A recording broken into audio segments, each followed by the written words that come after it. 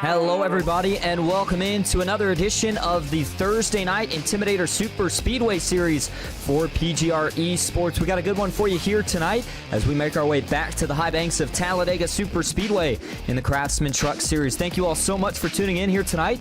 You are watching Austin Green on PGR eSports. Matt Mettler was supposed to be joining us in the booth here tonight. Not sure what happened, but we currently do not have him as of right now, so we'll see if he's able to join us here at some point. But let's head right down trackside and get into tonight's pre-race ceremonies, starting with your starting grid. Taking the pole for NBG Motorsports, it's going to be Matthew Baker in the 19.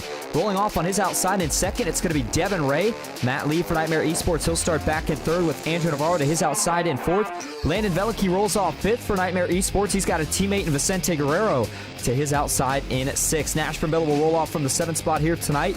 Back in eighth, it's going to be Kevin Fries with James Waring in ninth and Jeff Merck rounding out your top 10. Mike Davenport and Chris Melton make up row number 6. Back in row 7, it's going to be Joshua McCullough alongside Garrett Maines. Cody Nagels will start back in 15th here tonight with John Mullahan for McCullough Motorsports in 16th. Heath Jobe for Hyper Motorsports in 17th with Dylan Basin back in 18th. Ken McCullough Jr. 19th and Jared Miller rounding out your top 20. Steve Sizemore starts in 21st with Josh Gambro to his outside in 22nd. Then it's Danny Barnes back in 23rd with Chase Mastretta to his outside in 24th. Row 13 is going to be Teresa Spiker alongside James Wagner. Sarah Clamper, good to see her back in the field tonight, starts in 27th with Mark Von Dell, another one of the McCullough Motorsports drivers, to her outside in 28th. Noah Lurch starts in 29th, and it's John Darnell in the 99, rounding out your top 30. Moving on back to the 31st spot, it'll be Malik Ray, one of the Coke Series drivers, with Dylan Jones to his outside in 32nd. Ian Martin starts in 33rd. Kyler Wynn back in 34th with Daniel Eberhardt in 35th. David Flanagan 36th, Brock Westmoreland in 37th, Jack Hignite 38th with Steven Scott Jr. and Tucker McClendon rounding out your top 40. Jonathan Herbert, Michael Clay will start in row 21. Scott McLean starts in 43rd with Tony Edrington to his outside in 44th. And Terry Wilson will round out the field tonight. He starts in 45th. Well, let's take a look at your race info. We're back in the Truck Series. First time in a little while that we've seen this package. Not this package, but rather this series. It's going to be 60 laps at 45% fuel. Unlimited tires, no fast repair. And you do have fixed setups on all of these trucks, as always, with 3 green-white checkers. Track temp going to be 115 degrees starting, 87 outside, 20% humidity, clear skies, and winds at a mile an hour. Perfect setup for a great night of racing and a lot of money. And this race in general this week with a little bit of a kind of a special setup behind it, as one of the money racing community's own promoters, John Ward, was heavily affected and suffered a lot of damage to his home from Hurricane Helene. So these guys putting on this race for him here tonight. A lot of donations going towards John. So continue prayers up for him as green flag is in the air and we are racing at Talladega.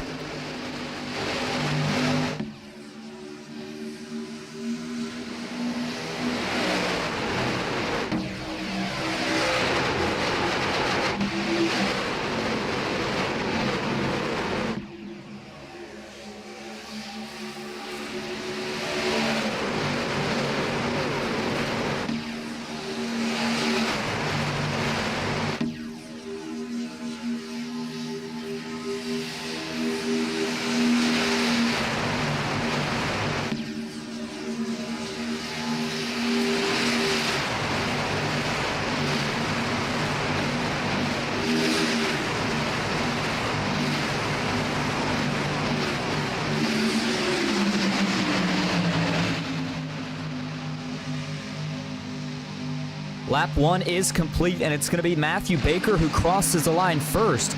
Devin Ray for the Jack Shack still sitting to his outside in second. Navarro back in that fourth spot. Matt Lee on the inside in third. Landon Velicki, Vicente Guerrero, the two teammates still side by side, but they're not going to be the first group to try to get 3 wide. Instead, it's going to be further back. Here comes the 60 of Jeff Merck. He's going to get some help from Garrett Maines. Looks like the 49 is going to jump up as well. And again, some different paint schemes here tonight. This is the first time, kind of feels like in a while, that we've been in the trucks. The 49, though, is Josh Giambrone, who's trying to make something happen. That 49 is the one that's a little bit further back. The 49 that we were talking about, which was a little bit further up and trying to make something happen on that outside groove. I believe that might be, is that Chris Melton? I believe it is. Chris Melton in the 49 is that third truck on the outside, trying to give some support to what is now the leader of Vicente Guerrero, trying to get that third lane going. Meanwhile, up front, quick switch for the lead as it's Devin Ray who's going to jump to the bottom. He'll open it up to Andrew Navarro up top. Matthew Baker had led the opening lap and was leading the inside. Devin Ray finally able to get enough momentum to get himself clear, jump down, and now that will put him back in control of this field. Take a look at some of these dashboard speeds. And I mean, this is early on. These are just going to continue to pick up as the night goes on and the aggression picks up, but almost 198 miles an hour as they barrel 3 wide into turn 3. Still 2x2 though for about the first 2 rows. That third lane now being led by Kevin Freeze, as it seems like we've had a lot of different drivers kind of take the risk, try to get this third lane going here. But nobody's really made any great progress as of yet. John Mullahan kind of the odd man out in the middle as they're trying to squeeze him down, but he's not going to go down. Mullahan right now says, hey, I'm in the middle. I'm going to stay here. I don't care if there's a gap on the inside. And so Freeze is forced to stay up, and he'll have to continue to push the 60 of Jeff Merck. Garrett Maines continuing to try to help this line move forward. Meanwhile, you got the 05 of James Waring.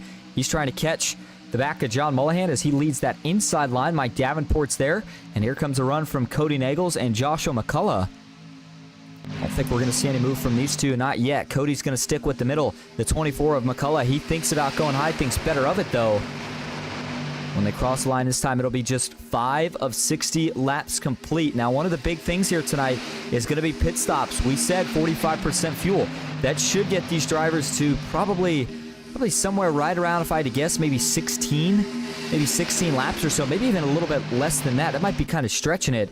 I'm going to say anywhere between 14 to 18 laps, probably right around 16. I think will be the money spot when we see that first pit stop, and that's if we get there, because look at this. Up front now, 3x3, getting ready to be for the lead. Matt Lee, boy, what a push he got from Andrew Navarro on the 42 right there off at turn 2. That'll surge the 04 out in front and into the lead.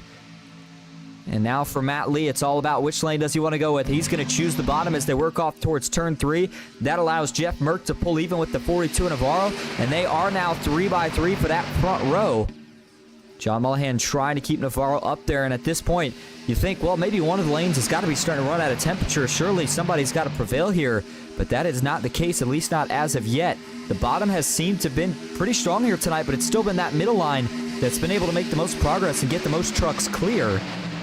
As Matthew Baker now finds himself kind of buried back in that third spot. Cody Nagels continues his march to the front as Malik Ray in the 71.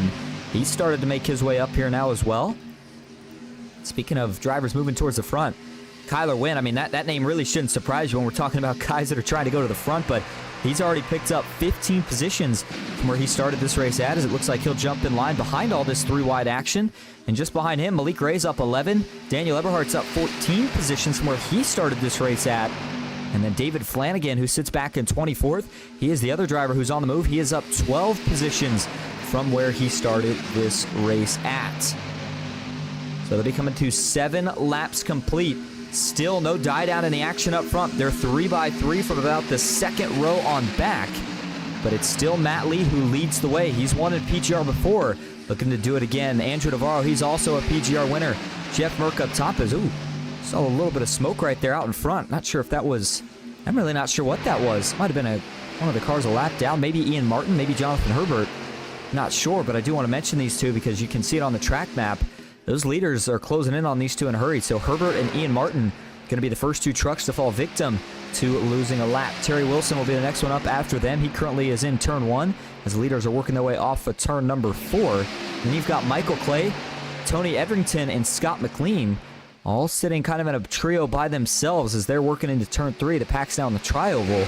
And I'm not sure what broke all these guys up, especially this much over the course of just 7 laps, but either way, they're going to need a caution to get that time back and get back with these leaders. 8 of 60 laps now complete. They are still 3 wide up front, and I mean, really, no lane has been able to prevail. We've seen a couple guys trying something a little different, but it's not like the Xfinity car where you can kind of try to time those runs or maybe just get a little bit more risky with the pushes than the other lane. I mean, the trucks, it's going to be a gridlock. I mean, you can push at pretty much any point of the racetrack in these trucks. Now, granted, we're not going to see guys doing that because they've got to maintain temp, but the point is, whenever you're ready to push, you can do so. And look at this. Navarro, he's going to do a little lane changing himself now. Matt Lee had jumped to the top. The 42 got a chance to do the same, and that's exactly what he chose to do. Lee now going to look back to the bottom. The 04 will draw even as they work out of the tri-oval. Devin Ray for the Jack Shack, still doing all the pushing on the inside. It's John Mullahan doing all the pushing on the outside. Chris Melton in the 49. Boy, he has looked good here tonight. He's up 4 positions from where he started this race at. Running well inside the top 10. Nash Brambilla just to his inside. That's another one of the drivers who you kind of feel like he's got to be due for a good run here soon. Certainly has had a lot of bad luck over the course of the past few weeks. And the way things have been working out for him, but who knows? Maybe tonight's the night. Things start to pick up and get a little bit better here for Nash. Certainly hoping so for the PGR eSports driver. And right now, with where he runs, he's going to be looking around for a couple teammates. Well, the good news is he doesn't have to look very far. J.R. Miller just behind him is, caution's out, trouble further back. Saw it off of turn 4 here. Carnage is, we've got a few trucks around. And some damaged ones as well. That's the 8 of Steve Sizemore, who you see trying to get it back going. And then just a little bit further back from him, is that Jonathan Herbert? Yes, it is. That's one of the trucks that had just lost a lap. And by being involved in this wreck, he won't have any chance of course, getting that lap back. Unless he maybe stays out for the free pass, although I don't think he's going to do that considering he has damage now. And it looks like the 318, or excuse me, the 98 rather, of Ian Martin. Got to wonder, did he maybe get some damage in this one as well? Let's go back and find out here. Let's see how this all gets sparked. And so let's go to TV3 first. In fact, we might go, let's go to the blimp cam here and see if this shows us maybe where it kind of started. Boy, that started right around Jonathan Herbert. Did he have an issue here? Or was there an issue ahead? So watch the 87 of Herbert here, and we're going to get you a different angle on this. Watch the 87 of Jonathan Herbert right here. There's a stack up, pretty big stack up at that, and then, that's what it is. It's exactly what it is. There's a stack up out front. I'm not sure exactly what led to the stack up. We can go a little bit further up front, see if we can maybe figure it out here, but, I mean, whatever it was, the point is there was a pretty major stack up here, and I think the only way we're going to have any chance of seeing this is if we go to the rear chase view. Watch as they work into the corner here. Watch that inside line. It's a little bit of a checkup. And this actually happens. That was looking at John Darnell, but if we look a little bit further up here, let's see where the stack up kind of starts at. This is right around Mike Davenport. It's just a couple rows back from Davenport, as a matter of fact. That's where the checkup starts. Because it looked like it might have been around actually the 18 there of David Flanagan. Let's see if that was indeed where it started at here. We'll go back and rewind this. Watch the 18 truck. Not sure if it was him here. It was somebody generally kind of in this area here. Maybe not. Either way, point being, wherever that checkup starts, that was James Waring, who we just took a look at. I was trying to find exactly where that checkup started so I could kind of show you the chain reaction for the people watching back home, but it doesn't look like it's very easy. Here you go. Watch Daniel Eberhardt in the 05. The 05 checks up a bit. That's where it starts. And then you see Brock Westmoreland. He has to get out of it, and then the trouble's just behind him. Yeah, that's exactly where it starts. Watch James Waring pushing Eberhardt into the corner, realizes he has to back off, and then as he does, that stacks Brock Westmoreland up, and that stacks him back into Jonathan Herbert, who has to check up, and then eventually that checking up leads to somebody getting turned around here. And watch as the 87, he actually gets up the track here. Tucker McClendon does a great job missing him. The 99 of Darnell is going to try to do the same, but fortunately he gets run into the back of by Joshua McCullough, who gets hit by Heath Jobe. And then there's the 8 of Steve Sizemore. He's going to try to shoot the gap. Nowhere to go. Danny Barnes, you see him in the mix as they spin around down the apron. Yeah, that was a rough one for Hyper Motorsports, who had 2 or 3 drivers involved in that one. As there you see Herbert slide down the banking.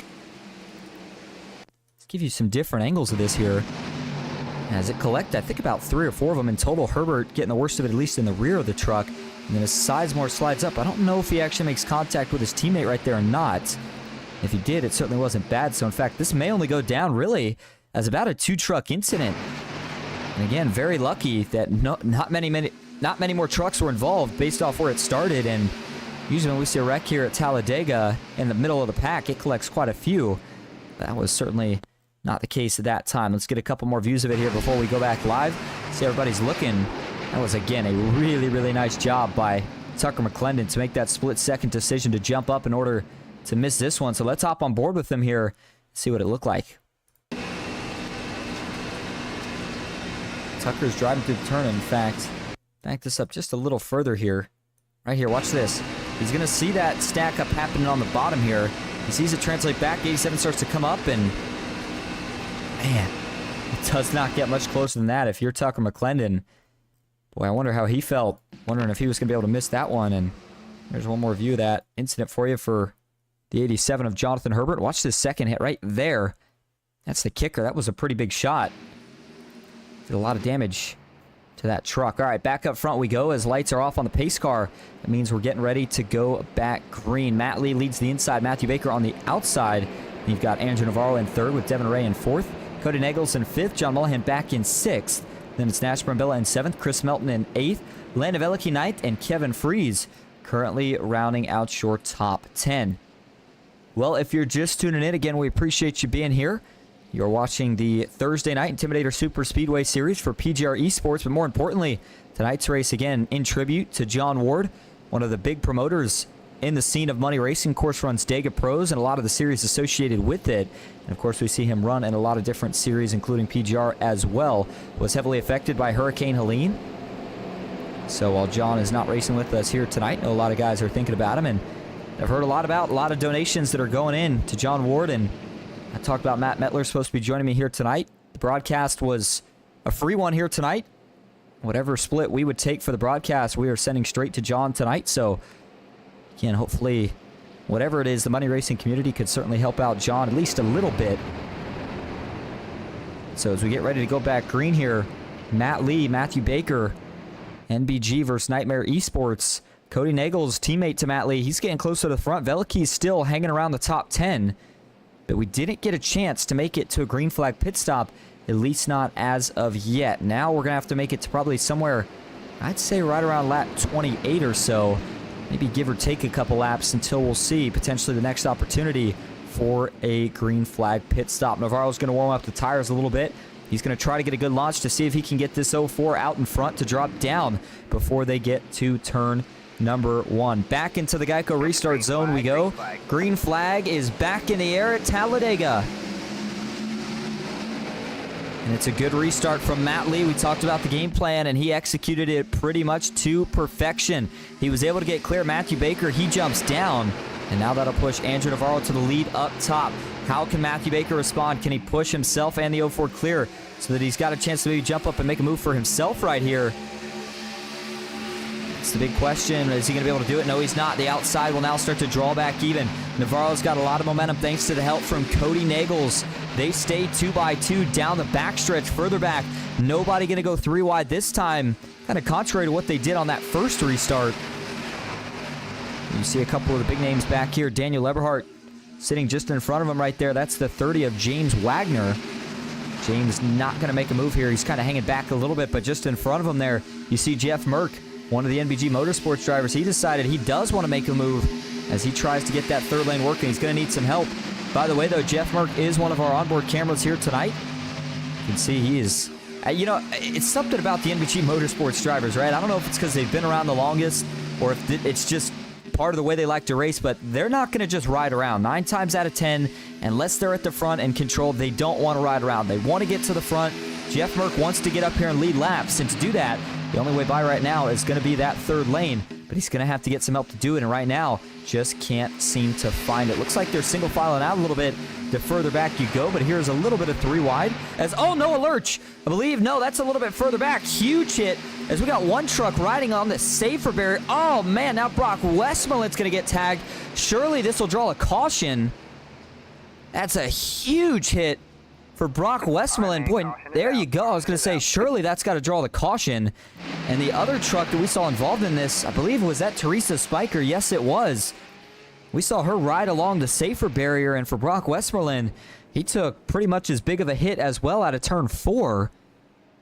As she took that truck immediately to the pits, and looks like Brock Westmoreland may kind of be in the same boat right here. John Darnell, the other truck involved, he's got major front-end damage. As you can see the smoke out the back. That's a tough break for John Darnell, who got in that last incident. You got to hope he's still got his fast repair, because if not, this could very well end his night here before we're even at the halfway point. And that's a bad sign. You see the 99. He's going to roll it down and bring it to a halt, and he will tow it to the pit. So that might unfortunately bring an end to John Darnell's night. We'll have to wait and see. But let's go back and look at this incident here. Really, really odd incident to see kind of with where it happened, how it happened, and it being two separate incidents that happened. So watch this. They're 3 wide. Brock Westmoreland's on the outside. That's Teresa Spiker there in the middle in the 70, the VRX machine. And does Brock just start to creep down on her here? Yeah, he does. I wonder if Brock maybe thought he was clear on line behind, just misjudges it. And for the 70, that's a huge hit. And then that truck just kind of climbs the safer barrier, gets on top, and now going for the ride that you hate to have to go with here. And then eventually it's going to kind of get onto kind of that side window, the driver's side window, before it slides down the banking. And unfortunately, that truck never did flip back over for her, so that's why she had to tow it, even if it was still running. Give you a couple more angles here. Actually, we're going to take quite a few angles here because, again, this was a really, really odd one. Let's watch it from the chopper view here for Brock Westmoreland, and then we'll go on board. Actually, let's go on board first here. And again, this will be with Brock Westmoreland, and let's watch his hands here and see if we can get an idea. Yeah, I think that's what that was for Brock. I think he thought he was clear behind her and just wasn't. Let's watch it from the chopper view here, see if there was any net code involved or if it was just pure contact. I mean, you see Teresa, she's got her left side tires pretty much painted on that kind of that striped white line there in the middle of the racetrack. And Brock Westmoreland here, as they enter the corner, he's got his right sides on the white striping in that third lane. And yeah, he is definitely coming down.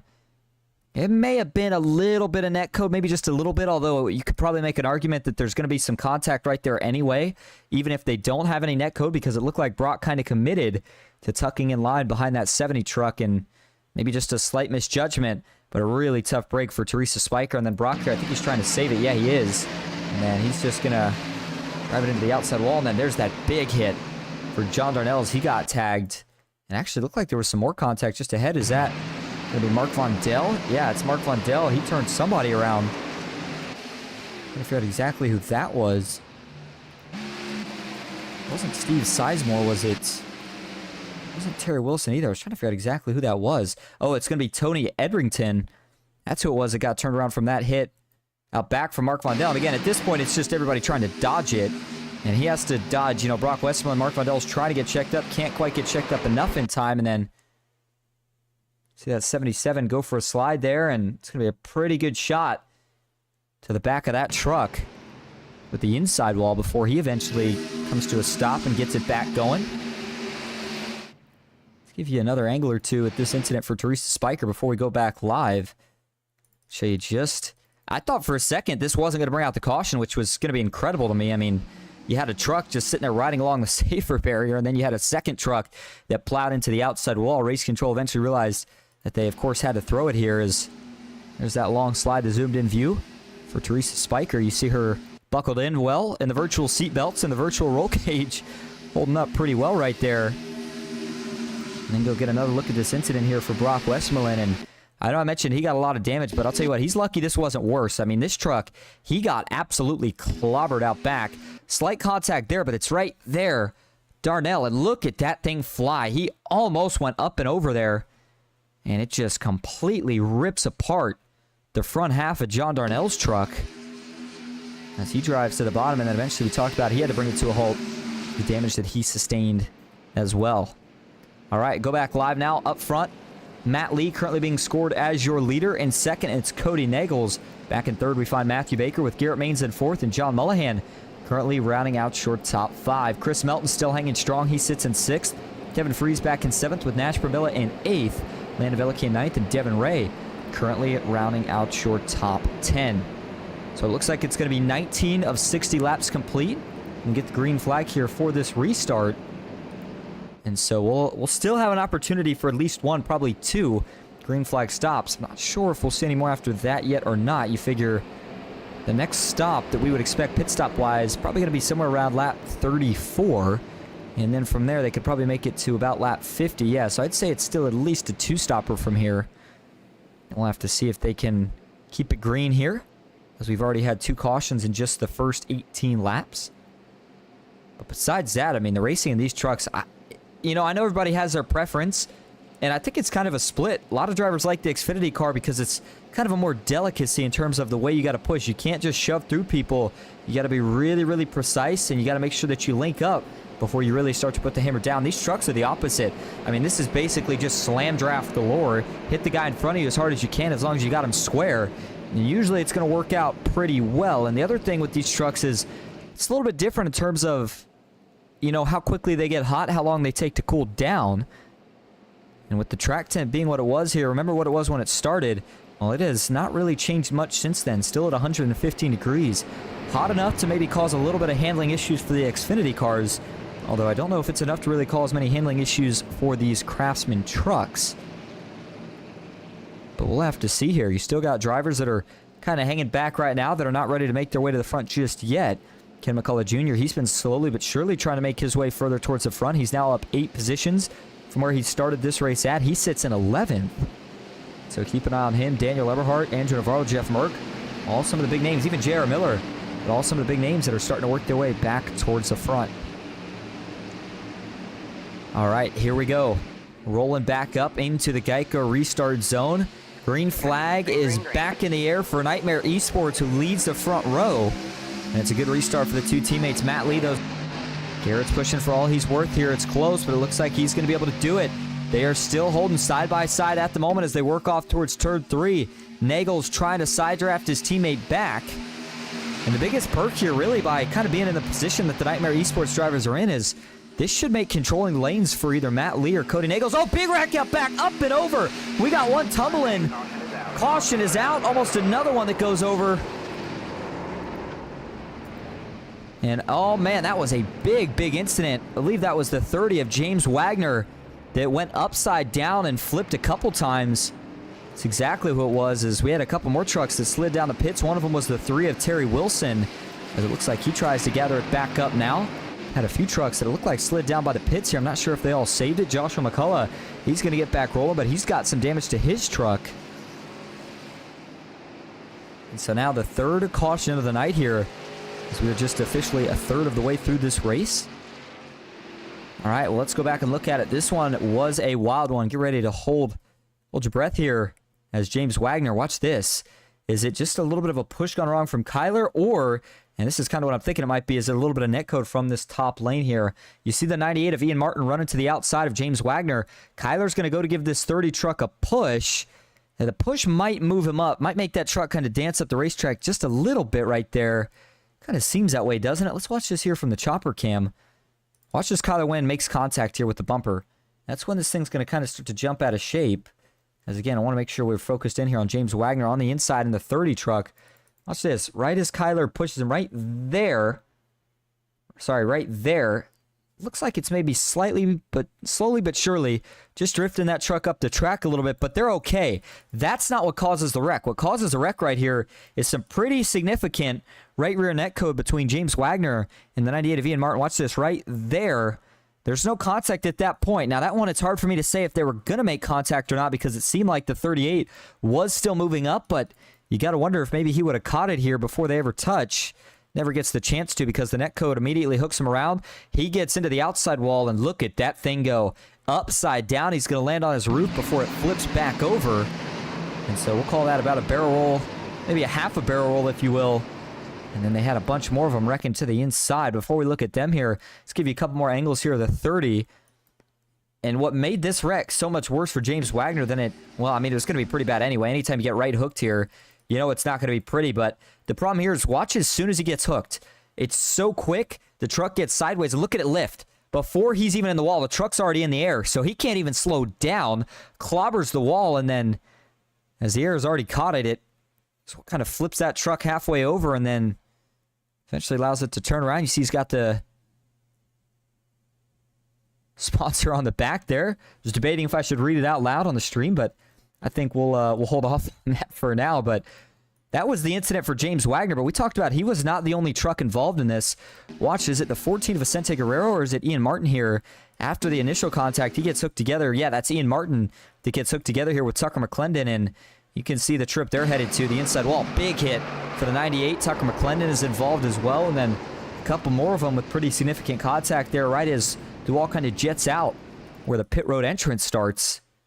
And I think it was Terry Wilson here who started to get some airtime as well. He was also lucky that he didn't go up and over. Look at that truck start to lift up off the ground. Mark Vondell piles in. Looks like the 7 of Danny Barnes is there. Joshua McCullough.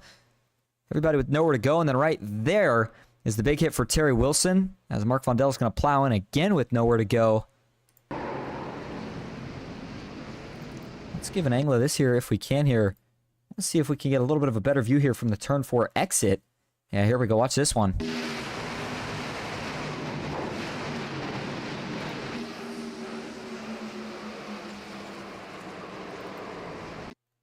So a wild ride for the 30 of James Wagner and multiple others is what puts us under caution here again for the 3rd time tonight.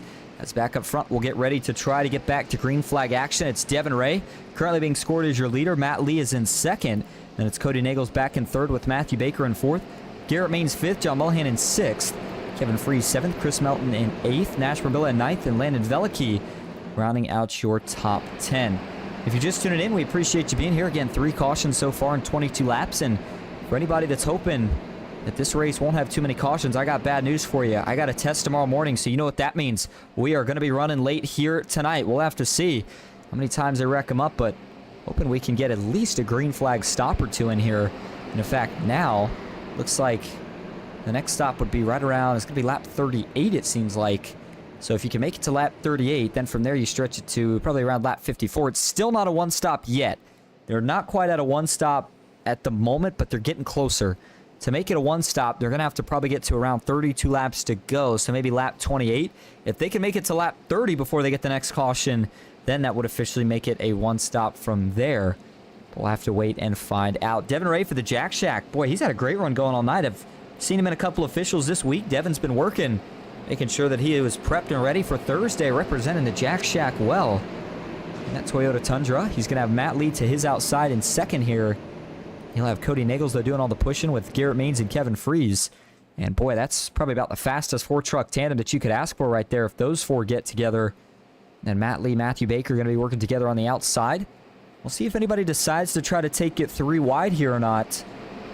Seems like it's not necessarily been the favored strategy for the drivers up front, but Jeff Merck in the 60, who you see sitting back and probably about row 6 there, he's tried it a couple times, so don't count him out for maybe trying it again here. Ken McCullough Jr. on his outside. He'll have Eberhardt, Sierra Clampert, Chase Mistretta, a couple of drivers that could potentially go with him. So here we go. Pace car going to make the left turn back below the apron. And we will try this again. It's going to be 23 of 60 laps complete here tonight. 16 laps or so on a fuel run. That's going to be the magic number. Can we make it to 38? We will have to wait and see. Here we go, though. Devin Ray, Matt Lee back into the restart zone. Green flag is back in the air at Talladega. Both drivers grab a gear, and here we go. It's a good restart for the 2 of Devin Ray. Matt Lee, though, with a little bit more organization from behind on the outside. Here comes Matthew Baker. He's going to push the 04 to a nose out in front as they work off into turn number 1. And remember, that outside gets all the momentum on this first lap once they hit the backstretch. So watch for Lee to really try to make a surge here. And if you're on the inside, you're just trying to fend him off. Cody Nagels going to push for all he's worth right here. And boy, I said the outside was going to surge. That was not the case this time. Look at the inside go. Devin Ray is going to actually push clear down the straightaway, and he'll jump up before they even get to turn number 3. That stacks him up, though, a little bit out back, and you got to be careful there. Is everybody okay? Looks like they are. Man, anytime you see that stack up start that far up, you get worried about how bad it's going to be when it translates out back. But it looks like everybody is okay. 2x2 here. Nobody is kind of ducked out to that 3rd lane just yet. And it's still Devin Ray out in front, but Cody Nagels maybe going to steal that lap at the line. Not quite able to. Here we go. 3rd lane now. Going to get working. Jeff Merck jumps to the outside. D3, Daniel Eberhardt. He's going to try to follow him. And it's only 2 trucks for now. They're probably going to need a little bit more help. Meanwhile, as Devin Ray jumped back up top, Nagels got a chance. He did the same. He will now leave the top as Garrett Maines and Kevin Freese go to the point on the bottom. And Merck just not a lot of help from behind. Not sure if Eberhardt just wasn't quite able to get there or if Eberhardt was trying to fall back. Either way, though, Jeff Merck said, I have seen enough. He jumped back to the middle. Eberhardt has to jump back in line a few spots back. And so for Daniel Eberhardt, though, looks like he was able to jump in front. The guy he likes to work with, Dylan Jones, as the 8 of Chase Mistretta and the 14 of Vicente Guerrero. 2 of the Nightmare eSports teammates are sitting just to the inside of them right now. And Sierra Clampert sits in 15. She's up 12 spots from where she started this race at. I don't want to call it a beef, but maybe a little bit of a rivalry. Friendly or not is kind of optional. We'll leave it up to the drivers. Rivalry, though, either way, between Malik Ray and Sierra Clampert. And just two drivers that love the action and trying to get a win pretty much each and every night. Sierra Clampert spent around just a little bit longer, but Malik Ray, of course, when he burst onto the scene, was able to capture a few wins pretty quickly. Either way, always good to see those two on the track, keeping the competitive nature up. And so back up front, Nagel still leads the way. Boy, that third lane, it has been rough out there tonight. I mean, it's been tough pickings for really anybody to try to lead it. Jeff Merck has tried, and it seems like, you know, one step forward, two steps back is now James Waring. Almost looked like he was going to think about 4 wide there on Dylan Jones, but must have thought better of it as he ducks back down now. Jeff Merck may have a chance here, though. It's further up. Looks like that's Nash Brambilla jumping to the outside. He's going to try to push the 49 of Josh Gambrone to the front. Gambrone will jump back in behind the other 49 of Chris Melton here. And now Nagel's at the front, gets clear. He jumps back low. And I know that most people watching probably know this by now, but for anybody that might be relatively new, you wonder, why are they switching back and forth at the front? Why doesn't he just stay on the bottom? Isn't that the quickest way around? Well, it really comes down to just you're trying to manage lanes. If you stick in one lane too long with as much pushing as these guys are doing, the guy pushing you, he's going to overheat. And when he overheats, he can't push you. And when he can't push you, your line is going to fade. So by Cody Nagels going up and down as much as he does, he's given Garrett Maines a chance to cool down. Then he gives Devin Ray a chance to cool down. And by continuing to do that, he's able to pretty much, to a degree, kind of control this field and control all the momentum this pack has going. But look out. Further back, Josh Gambrone and Nash Brambilla still working together. They don't have any other help, though, at least not at the moment. So they will not make it any further than where they currently stand for now. Oh, one turnaround out back. That's going to be the 71. Are they going to save it this time? No, they don't. Caution is out. As the 71 of Dylan Basin was the first truck to go around. Not sure if anybody else got involved in this one here. Oh, Michael Clay has. And let's see, does he have any damage?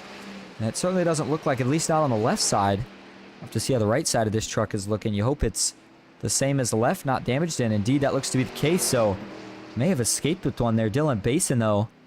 Wonder how bad his damage is. It looks like, yeah, he certainly had some contact there. The front end of that truck. Fourth caution of the night. Let's go back and look at it here. Most of these incidents, interestingly enough, have happened towards the back here so far. The back of the pack, at least. And let's go to the chopper view first here. Let's see what gets Dylan turned around. You see he's riding on the inside here. Is there going to be a stack up? Yeah, there certainly is. There's a stack up further up front. Navarro has to get out of the throttle. Clamper does as well. So does Vicente Guerrero. And then the 8 of Chase Mistretta has to bail. Chase actually gets into Vicente Guerrero. That's what sends him and Sierra down below the apron as they try to save it. Dylan Basin gets off the gas, but then the 18, it looks like, of, I believe that's David Flanagan, just not quite able to check up enough in time.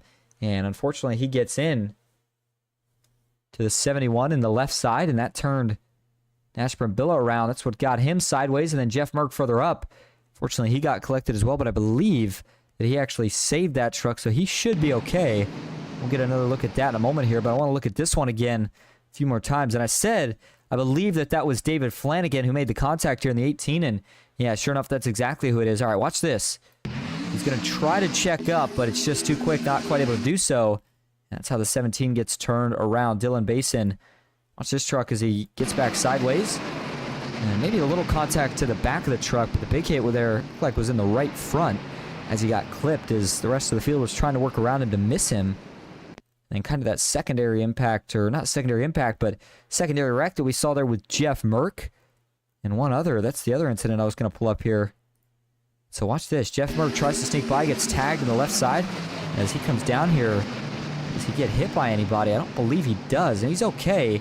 But the 33 of Michael Clay, it still appears kind of just lost it. As he was probably trying to drive around the wreck here and just put a little bit too much steering input somewhere. Yeah, watch it right there for the 33. Just kind of loses it by himself as he's trying to work around the incident. And unfortunately, I think he did hit the inside wall. Initial speculations were that he didn't, but boy, it looks like from those tire tracks he certainly did here. Watch it. Yep. There's the impact. Not a big one. In fact, you don't even really see the nose crumpled in at all, so I think he's okay. But certainly another caution that's going to change this fuel window yet again. 29 of 60 laps now complete. We're just getting ready to hit the halfway point. And in terms of fuel mileage now, you can make it to about 46 and then, yeah, 46, 45. I guess it is still technically kind of in question here. When we go back green, you're basically going to need to make 14 and 15 laps. Rather, I should say you're going to have to make 15 and 15 laps worth of fuel. Assuming you can do that, it's a one stop. And if you can't, then of course it would become a two stop at that point. So it looks like it will be Kyler Wynn being scored as your leader. Matt Lee in second with Cody Nagels in third. Matthew Baker in fourth. And it's Garrett Maines back in fifth with Devin Ray in sixth. John Mullahan in seventh. Kevin Freeze eighth. Malik Ray in ninth. And Ken McCullough Jr. rounding out your top 10. By the way, I'm just sitting here thinking about it. I know we sometimes get a question on it. You might notice for some of the drivers, the scoring tower shows a different number than the number they are actually running. And so basically what that is iRacing assigns numbers to all these trucks, and you have an option for all the paint schemes that everybody puts on where you can either run the iRacing number or you can run a custom number. If you run the iRacing number, it's always going to match. The number on the tower and the number on the truck or car, whatever it may be, is always going to match. But a lot of the drivers, they run a custom number. So let's say Matthew Baker, in his case here, he's running the custom number 5, but somebody else in the session had already got the iRacing number 5. So as a result, it shows Matthew Baker on the scoring tower at least as, in fact, go back a little bit further here so I can show you exactly what I'm talking about here. Watch the scoring tower there. You'll notice it's going to show, well, I was looking here. It'll show Matthew Baker as not the number 5. It's actually going to show him, I believe, is it the 20, is it the 22? No, it's the 19. I take that back. There you go. So, yeah. So, it shows Matthew Baker as the 19, but you notice the 5 on the truck. So, if you're ever curious, that is why. All right, getting ready to try it again as pace car will make the left turn once we get back on to the front stretch. And so for Kyler Wynn, I mean, this is the position he's been wanting to be in all race. And, I mean, as it gets closer and closer, I know we still got half the race to go, but I always kind of thought the halfway point in these races is when you start to want to set yourself up for track position, start thinking about the end, especially when we've already had, you know, almost a handful of cautions here to this point. You got to kind of think that maybe that trend continues. And if that's the case, track position is king. You got to get it for all it's worth. And Kyler Wynn has done a great job at doing that. He's up 33 positions from where he started this race at. Don't forget about that. I mean, that is impressive stuff for Kyler Wynn. Nicely done. As further back, Daniel Eberhardt, you saw jumping down to the apron there. Wasn't sure if he was saving fuel or just trying to get that truck set up. Either way, looks like he's back in line now.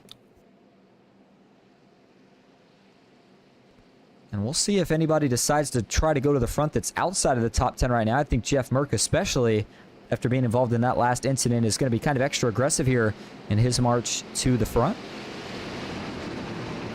So here we go. Pace car are going to head back down to the pits. And again, it's going to officially be 30 laps to go here tonight. And here we go. Kyler Wynn works his way back up into the Geico restart zone. Green flag is back in the air at Talladega, and it's a good restart for the 82 of Kyler Wynn. Matt Lee on the outside, then you've got Cody Nagels and the 5 of Matthew Baker just behind them. Devin Ray with a good push to that outside. It's a 3 versus 3 tandem right now on the bottom and on the outside. And is trying to figure out here who is going to get the advantage, but it looks like it is going to be the inside. Watch as they work onto the backstretch, though. This is where things have a tendency to change. Can the outside get rolling? Matthew Baker's hooked up with Matt Lee, but nothing doing yet. Kyler Wynn still leads. He's got it by about a nose, and now the outside is going to start to make a charge back. Matt Lee will draw even with Nagels. Now he'll draw even with Kyler off into turn 3. And if you're Cody Nagels, you are hoping that this 82 truck tries to jump up. These two, a little bit of a moment. Oh, man, the 82. Oh, my goodness. Cody Nagels almost hooked Kyler Wynn. Garrett's trying to save it. They're scattering everywhere. And can they all hold on to this one? It looks like they do. Well, I was just getting ready to say that there's maybe a little bit of bad blood between these two. I don't know if that's exactly what caused that right there, but what that almost caused was a massive, massive pileup. That was a heck of a save by everybody involved, especially Kyler, Cody, and Garrett. The 3 trucks that it looked like kind of got the most out of control. We got to back this up and look at it. That was coming off of turn 4. That's a really sensitive area to try to push at. Nagels was trying to push, I believe, and that's where the incident starts. So there's a shot to Kyler here. Right there, he's going to give him a shot, and then he's going to give him a shot just slightly offset left. Now he's a little more offset left, and as he kind of just gives him a little bit of a swipe shot, look at that 82. He is wheeling and dealing, trying to hold on to this truck. Saves it. Oh, my goodness. I don't know how these guys can do that with a truck when they get that sideways. And then Garrett Maines, I mean, same thing for him. Look at this. I mean, he's drifting down the front stretch, basically. Malik Ray's got to get on the brakes. He's going to dive low now. He's got to make a save. And yet somehow they all find a way to drive out of it here. Keep it together. Keep us green. I'm not sure if this incident was related, though, but Chase Mastretta did have to go through the grass here. Let's see for the number 8. He just takes a little detour. Gets a little bit of airtime there at the start, but then once he gets back on track, looks like he's okay, so everybody survives that one. But man, that was a hold-your-breath moment for sure. My goodness. As that'll bring him now to, looks like it'll be 34 of 60 laps complete when they cross the line. And so we are going to go ahead and take our first break tonight, but we'll go side by side so you don't miss a thing. And never mind, we won't. Caution is out. Trouble further back again. As, ooh, looks like 4 different trucks involved. And, oh, man, Steve, Terry Wilson coming in really fast right there at the end. That was a little sketchy for a moment. That's Tony Edrington, though.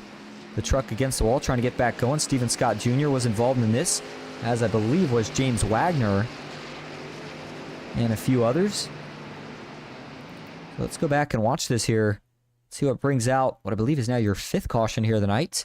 So this is going to start. Oh, it actually starts with the 8 of Chase Mastretta here. Coming off of 4, similar to that near incident that we saw just a few laps ago. And let's see here. There's Chase. And he's going around the inside. Some just slight contact there. You can argue some netcode, but again, I think that's one where there's going to be contact either way. So I don't know if you want to, call that too much netcode. But that was Tony Edrington right here on the outside, and is trying to figure out here who is coming down, who is coming up. So right there, the 8 of Chase Mastretta, he's got his left side tires on the white line, and at the same time, you see up top, Tony Edrington has his left side tires on the white stripe. And let's see when they actually make contact here. Yeah, Chase is certainly coming up a little bit, and at the same time, looks like Tony's coming down, so kind of a half and half ordeal there. They make contact, and then for the 8 of Chase Mastretta, up and over she goes before he eventually lands back, and we saw another truck get some airtime just ahead there. We'll have to go back and look at exactly who that was here, but give you another view of this here from TV3. And blowovers have been the story of tonight, that's for sure. There's the hit, up and down, and then there's a big hit for the 77. He almost goes up and over. Boy, there was a couple of really close calls there for some trucks that looked like we're going to plow the inside wall. I'm not sure if they ever actually did, as one of those was the 05 of James Waring. Let's go look at James here and see if he actually hit this outside wall, or excuse me, inside wall, or if he was able to save it. And let's go back a little bit further here. There we go. That's after the incident here. Get it back just a little bit more. So there's Chase Mastretta. Steven Scott Jr., boy, very lucky that car didn't go up and over. And yeah, there was some contact there to the outside wall, but it wasn't for James Waring. He actually got pretty lucky here. This one wasn't too bad for him, all things considered. Instead, the truck that we saw there was the 33 of Michael Clay, who's going to kind of tank slap that inside wall and then work his way back through the grass. So I'll give you a couple more looks at this here. Chase Mastretta before we go back live. Watch it from the zoomed-in view here. I think it's so interesting. It's almost funny kind of how much these trucks blow over, but you got to figure they're going almost 200 miles an hour, and they change the physics, and as soon as starts to catch a little bit of air, it's going to lift. And then, I mean, in this case, he's getting some help too, as it's kind of getting wedged by Tony at the same time. And then once it goes over there, that's what does most of the damage. There you see Steven Scott Jr., but for Mastretta, got to assume that will be a fast repair. So we'll have to see. All right, we'll go back live now.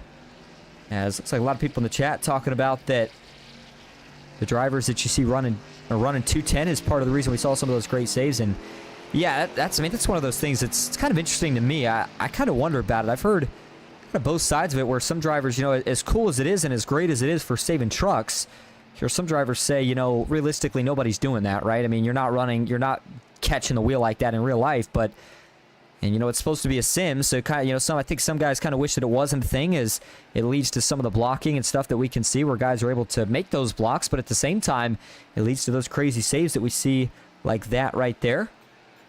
Not, of course, the caution, but a save just before it. All right, back up front, 35 to 60 laps complete. And so now it is officially a one-stop. There will be absolutely no more questions on fuel strategy, at least for now.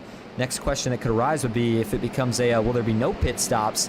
Which, for that to be the case, we'd have to get within probably about 15 laps to go before we had the next caution. As you see the 70 there, Teresa Spiker, she's going to go grab a lap back after being involved in a big wreck earlier and having to pay the tow bill. She was 14 laps down. That might put her 13, or that was her getting one of them back. Either way, still not really in the race for a competitive chance, but we'll have to see what happens. Either way, all right now, I mean, 25 laps to go. This is starting to slowly but surely become go time. We'll have to see if anybody decides to pick up the aggression. But again, all the wrecks have kind of been focused towards the back. So up front, anything they've been trying has been working out pretty well, at least for a majority of the race, maybe minus earlier on. As Trevor Osronoff says, I love not being caught up in wrecks or causing them. Lol. Austin, you must not know how fast my hands are. And man, tell you what, it's good to see everybody having fun in the chat, but I don't know. I want to see somebody make that same exact kind of wheel inputs and see the wheel move that fast for somebody on a normal steering ratio. I mean, I've seen some good saves for plenty of drivers on normal ratio, but I mean, you see things like that, it just, I don't know. To me, it almost doesn't quite feel real because it just looks so wild. Seeing a truck jerk back and forth that quick for them to save it. Still, again, I mean, you got to give a hats off to Garrett, Kyler, and of course Cody Nagels, all for making those saves. And you know, they use it, and they're the best of the best for a reason. Cody, of course, an ERA Omega Cup Spring Bowl winner, won $4 grand for that race. Kyler Wynn won the 2024 Podium 500. Garrett Maines was in the Coke Series. Actually, I should say is in the Coke Series. I thought I heard the other night that he may be back in contender this next season, but don't quote me on that. And so here we go as the pace car is going to make the left turn yet again. Boy, he's been getting probably pretty good fuel mileage himself with the amount of laps he's had to lead out here. And here we go. It's going to be 24 to go. We grab the restart. Back into the zone we go. Green flag is back in the air at Talladega. And caution is out. We'll rack them up and stack them up and try it all again. I'm not even sure what the caution was for this time. Well, I'm not really... Well, we had trouble out back here. Looks like one truck in the grass. I mean, this is... What are we doing here, guys? This is before we even get... I mean, green flag's not even out at this point, I don't think. And just a stack up on the inside. And it looks like bumper cars at the carnival. Watch it here again, though, from the chopper view, and I'll show you exactly kind of where that stack up starts. Watch it. It's going to be on the inside and the outside. It's just trucks catching the trucks in front of them too quick, realizing they have to slam on the brakes, and then the guys out back, it becomes a chain reaction, and you can see Heath Job gets turned around right there, as does the 05 of James Waring. That's what the caution was for, as you had two trucks that spun around and didn't want to get the green flag if that was going to be the case either way. Let's go back here and watch this for James Waring. Yeah, he did come to. I was getting ready to say, I think that truck may have stopped up top on the racetrack. That may have been what actually drew the caution here, as Heath Job slid off the racetrack, and not really any damage for either of them. This should, I mean, Waring maybe has to go in and get a couple repairs done, but either way, I think he's okay, and I think Heath Job's okay. He'll just lose track position. All right, so not much replays to look at with that one. A stack up is going to lead us to stacking them up and trying this thing yet again. Baker's mom says, come on, guys, Austin has a test. Yes, that is what I'm saying. Hey, most nights, and I still love doing it, but I've got a job to do. I got some more studying to do tonight, so hoping to see these guys go green to the finish here. We'll have to see what happens nonetheless. If you're just tuning in, we certainly appreciate you being here, as you are watching the PGR eSports' Intimidator Superspeedway Series here at Talladega. We're going to see some pit stops here. I don't think so. Yeah, there you go. I was going to say, it's a little premature for Matthew Baker, considering we just saw some stops on the last one. And so we'll see if we get the one to go signal this time. His couple drivers trying to get their lap back. Looks like one of them right there, I believe, is that going to be... I'm trying to figure out exactly who that was. We just saw grabbing one of their laps back. Scott McLean, that's who it's going to be. In the 58, one of the trucks that I believe had gotten involved in that incident just then, but maybe not. And so when they do go back green, looks like it is going to be more like 21 laps to go as yellow flag, or excuse me, lights are still on the pace car. So with that, we're going to go ahead and take a quick break. We'll go side by side so you don't miss a thing, and we'll be right back. Stick with us at Talladega.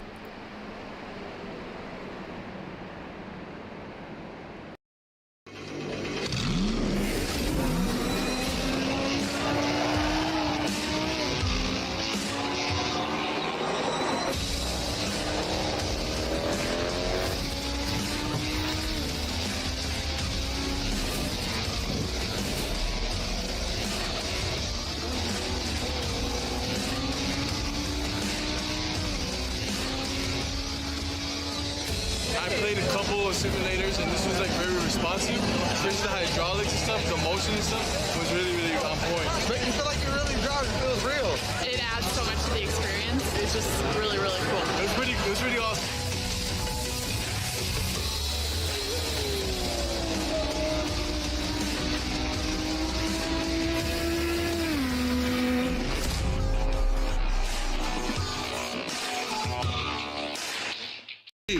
Have created our own drink company. The fastest growing sports drink in history. We will run! We will run! Ladies and gentlemen, we got the monkey is prime! This season, we are hydrated! The official sports drink of the UFC. It's on! Oh, that's good.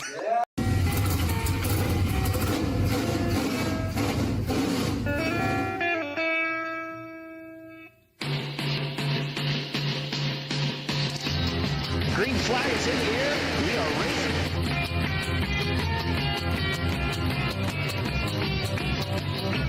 Three by three.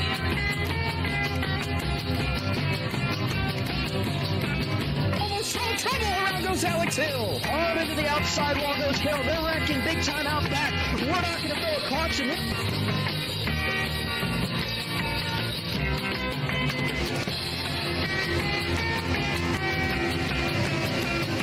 Finish. Who gets it in the line? Cody Nagels wins it in Talladega.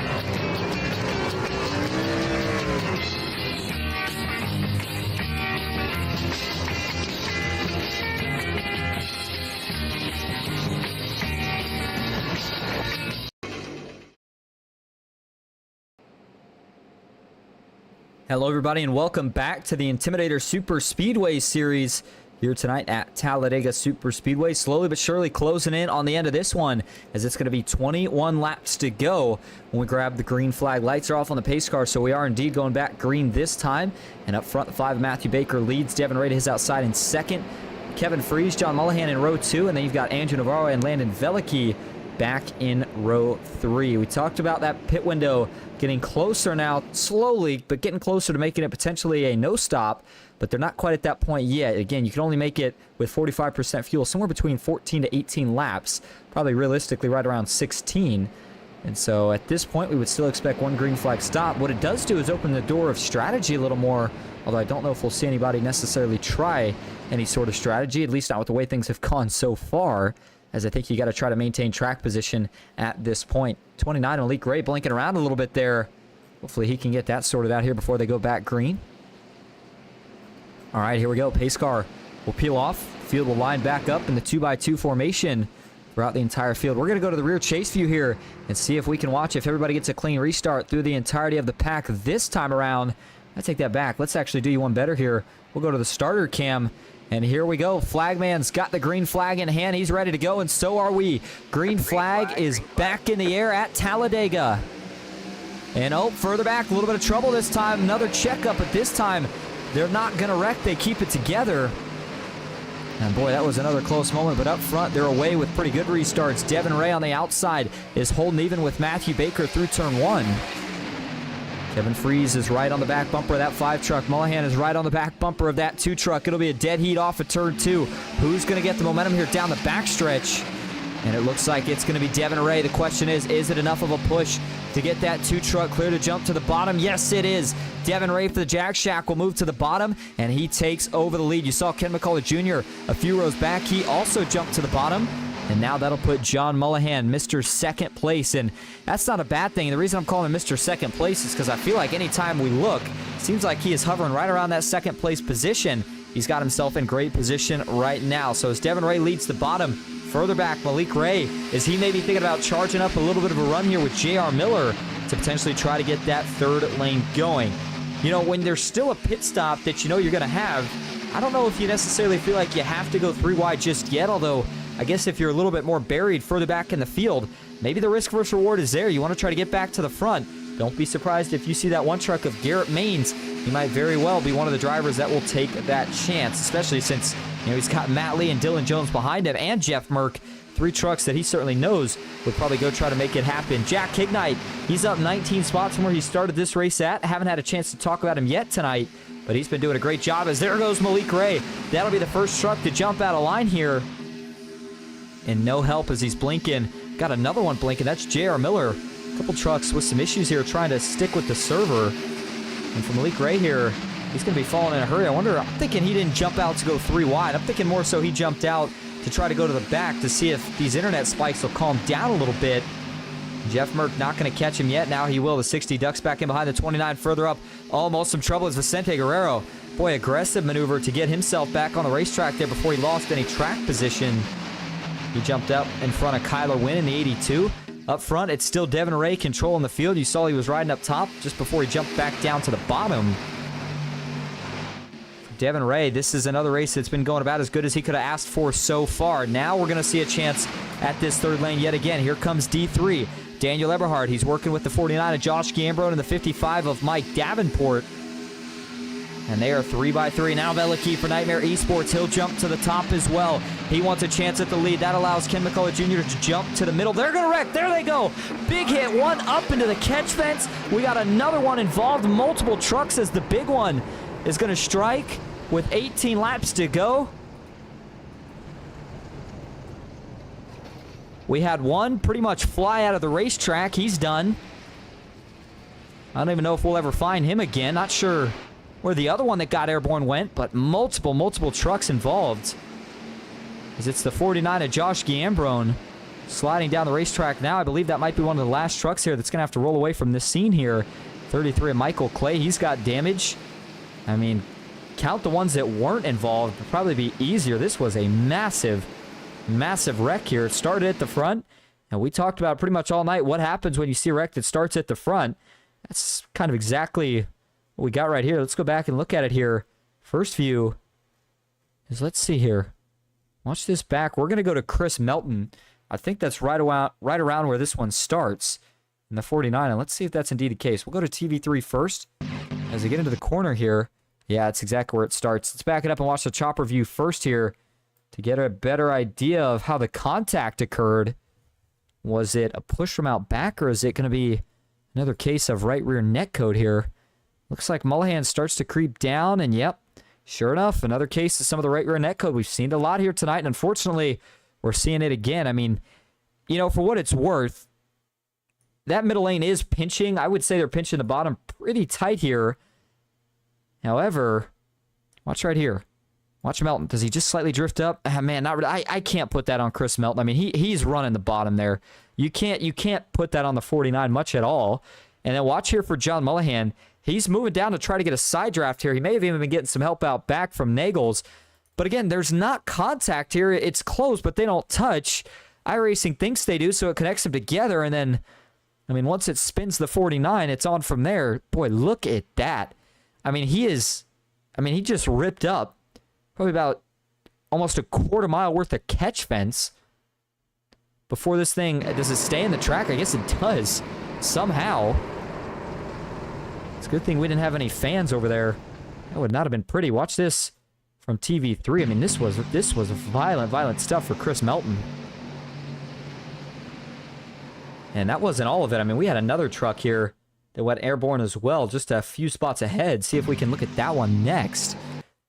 As you see Mullihan and Velikey get involved in that initial hit. And boy, let me tell you, it did not end there. There's going to be a lot more trucks involved in this one here. As you see Mullihan get turned around, and then just up ahead, that is Mullihan taking that hit. He was the other truck that we saw start to get some airtime. I mean, they were just wrecking everywhere in this one.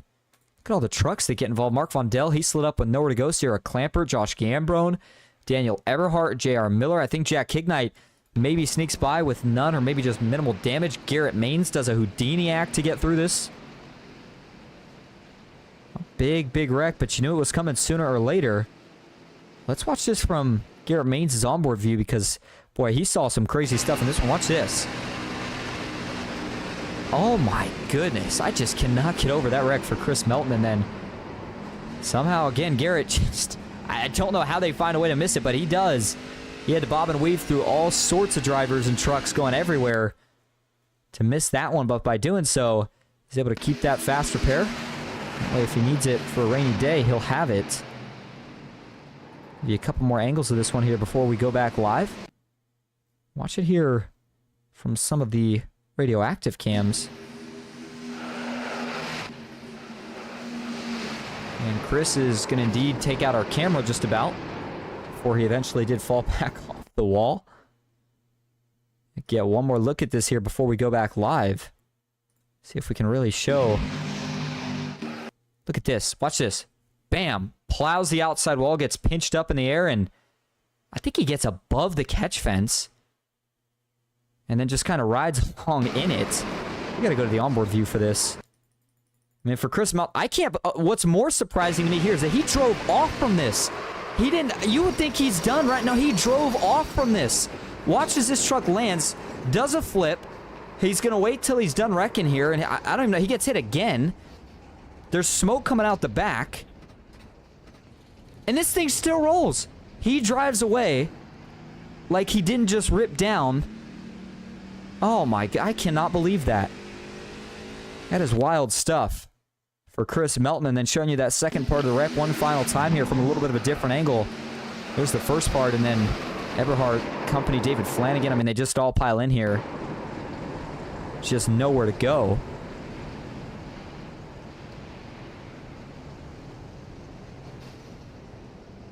Man, oh man. All right, as we go back live now. Back up front, lights are off on the pace car. That means we're getting ready to go back green. And so 15 laps to go. It'll be 14 to go. And they cross the line for this restart. So that means if as long as you topped off on fuel or did a little saving here, I think they should all be good to go to the finish. We'll have to see how it happens. As Tim Anderson says, how was Austin today? I'm good. Tim, how are you doing? Been a pretty good night so far. Hope everybody else is doing good as well. It's been a fun one here tonight. Hey, you know what?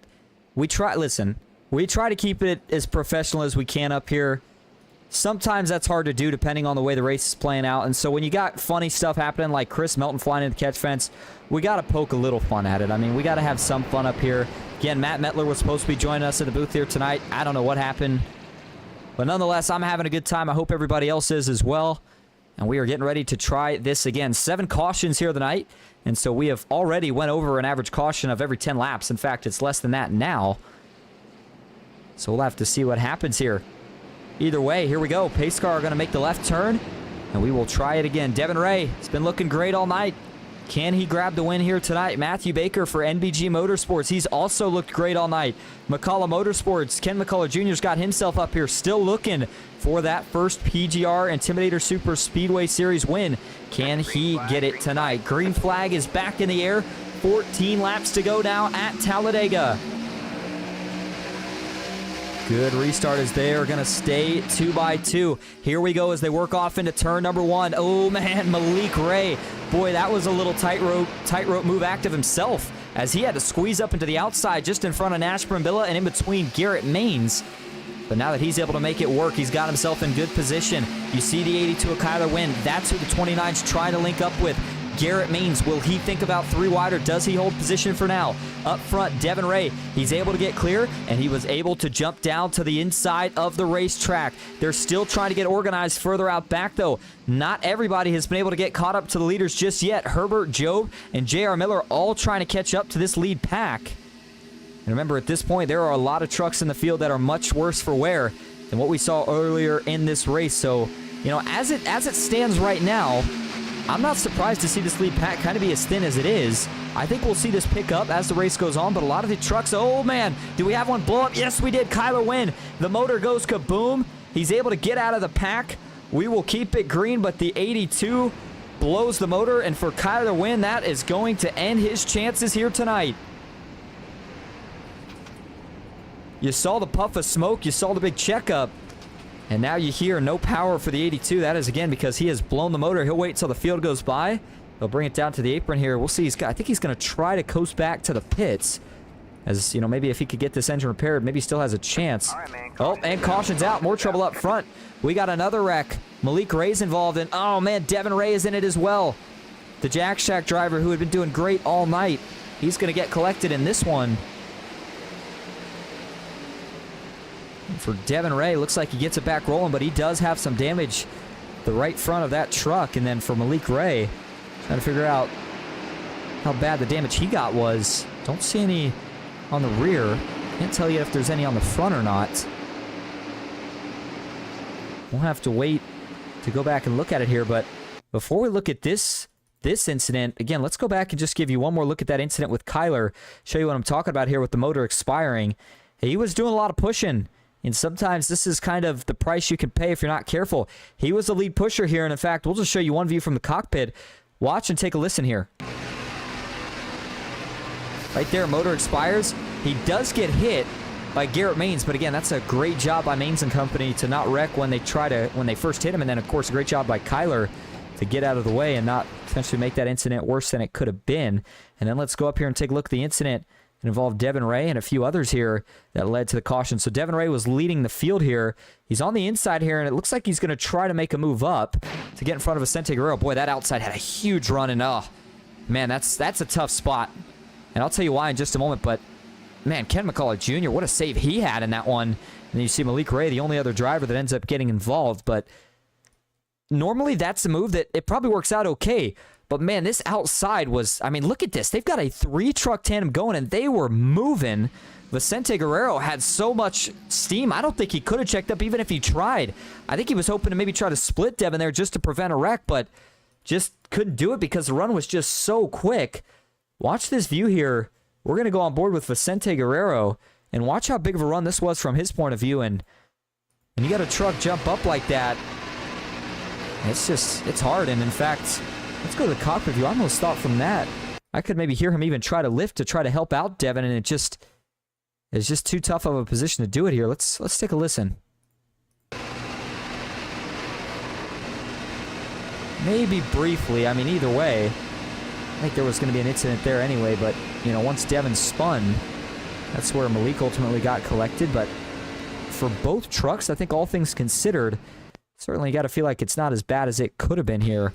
Watch the 23 of Brambilla. Does he get any damage here? Maybe a little bit of a stack up there, and then maybe went through the grass, but I don't believe he got any further damage than that. Yeah, just shot through the grass as Malik Ray also gets that truck straightened back out. And so it looks like, for the most part, it's going to be only Devin Ray. It really kind of gets the worst of this one here. We'll give you a zoomed in shot and then show you the cockpit view. There's the contact for Matthew Baker and almost lifts that truck up. I didn't notice the contact for Baker, and then Ken McCullough Jr. Boy, that was pretty heavy hit for him as well. Watch the save he has to keep kind of hold of that truck as he almost gets hit by Navarro. Yeah, so for Devin Ray, most of that damage is contained to the right front fender. And let's go to the onboard view. I said we were going to look at the onboard here for Devin Ray. I want to look at the onboard view for Ken McCullough Jr. because this was wild stuff. Watch this right here. Sees it. I mean, this thing gets launched into the air, has no steering for a quarter of a second, and then once it lands, he still has to drive out of it, but unfortunately, it looks like that may have done some damage to the suspension because the way that wheel's turned, that's not a good-looking sign there for Ken McCullough Jr. The right front, you'd have to kind of assume is where it's at. Not sure if that's the case or not, but keep an eye on it here as we go back live now. Now it'll give us a restart with what's going to be 10, looks like actually 9 laps to go. We get the green flag. Now Vicente Guerrero and Matthew Baker line up the front row. Cody Nagels and Ken McCullough Jr. in row 2. And they've got Garrett Maines and Andrew Navarro back in row 3. And looks like actually Chase Mistretta says, watch my point of view. All right, why not? Let's go back and take a look at it. Chase Mistretta was running towards the front of this pack when it happened. And here you go. Sees him wrecking. It's going to go high. And does a nice job missing it. Nicely done. Chase keeps himself from getting any further damage. You see the right side of that 8 truck already scuffed up a little bit. So yeah, it'll actually be, yep, indeed 9 laps to go here. when we get the green, as lights are off on the pace car. As Donalda Adams says, great job broadcasting, Austin. Hope you do well on your test. You're the best. Thank you, Donalda. Certainly appreciate you watching. You're having a good night. 7C says, Austin, you are better than the Macconi announcers. Certainly appreciate that, too. I don't know if... I didn't even know Macconi had announcers. I thought they made setups. No, either way. Certainly appreciate it. His mom says, thank you for always being here helping these guys. Absolutely. Glad to see that the drivers enjoy it, and it usually puts on... You know what? I think part of the reason that we saw as many cautions as we have here tonight, too, is, again, it's the first time back in the truck in a while, and it's kind of sticking with the theme. You know, we've got the real-life truck race tomorrow night, but, I mean, either way, it's been a pretty good... And we could still... Hey, I've said this before. We've seen this before.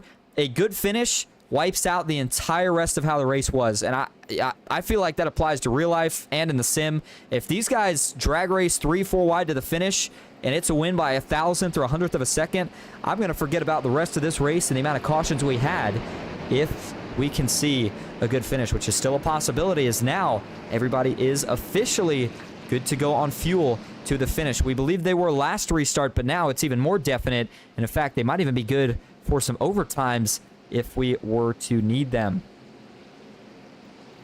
All right, here we go. Pace car is going to make the left turn down to the pits. That will put the field back in the hands of Vicente Guerrero and Matthew Baker.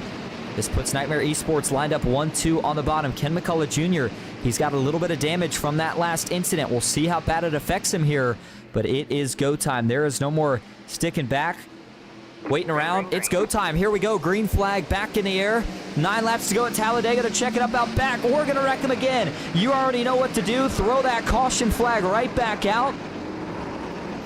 And the struggles continue here tonight, as this one involved Jeff Merck. Looked like that was right around where it started. And for Jeff Merck, he ends up with heavy damage before even making it back to the start-finish line.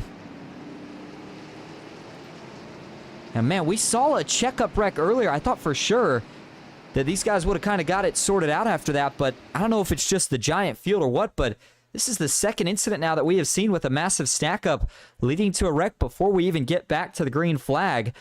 Let's watch this here from the chopper view. All right, so here we go. Let's see where this starts. It's going to start somewhere up. Is it with Tucker McClendon? Yes, it is. I'm not sure what happened there with Tucker, but he's just slow. He's just not going.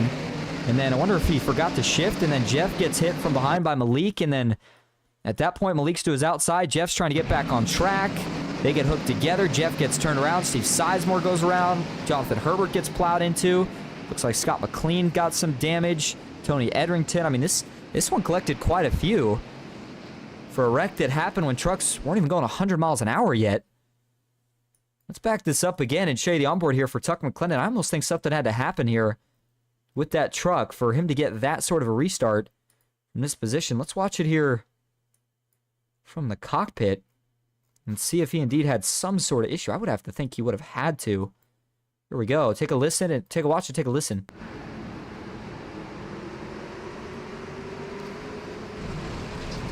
He definitely had an issue. And in fact, you saw he tried to turn off there at the end, and it sounds like it's some sort of a gearing issue because you can hear him here. He's clearly not in the right gear at this point.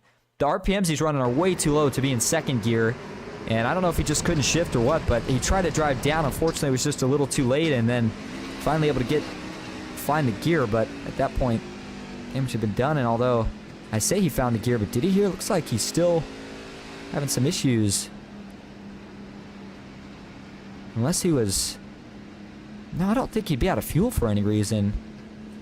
Yeah, I'm not really sure what that issue is for Tucker McClendon. That'd be an interesting one to hear about in terms of what the problem was there, because he certainly had some sort of issue, but what it actually was, that kind of remains the big question there. And I just want to go back and look at this incident one more time for Jeff Merck from the pit road view. That's what the fan saw as they piled him up. All right, so we'll try it again. Now it'll be a restart with probably somewhere around 5 laps to go. And up front, it's going to be Matthew Baker and Vicente Guerrero. You see a little bit of fuel saving going on now as you got a couple riding around the bottom of the track to the inside. And then you've got Ken McCullough Jr. back in 4th. By the way, Cody Nagels in 3rd. And Garrett Maines rounding out your top 5. Andrew Navarro back in 6th. Nash Brambilla 7th. Chase Mistretta 8th with Dylan Jones in 9th. And Joshua McCullough rounding out your top 10. All right, as we rack them up and get ready for another restart, we're going to go ahead and take another quick break, but we'll go side by side. We'll be right back. Stick with us here at Talladega.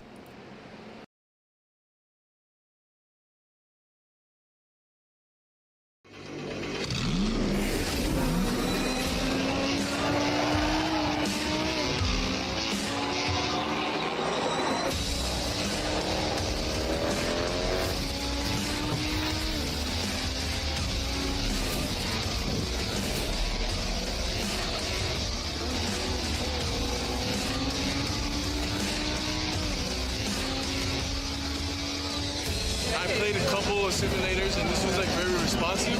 Especially the hydraulics and stuff, the motion and stuff was really, really on point. Make you feel like you're really driving. It feels real. It adds so much to the experience. It's just really, really cool. It was really awesome.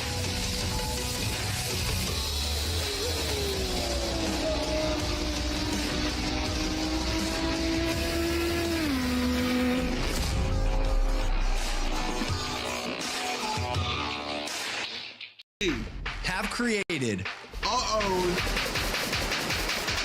drink company. the fastest growing sports drink in history. We will run! We will run! Ladies and gentlemen, we got Monkey is prime! This season, we are hydrated. The official sports drink of the UFC. It's time! Oh, that's good.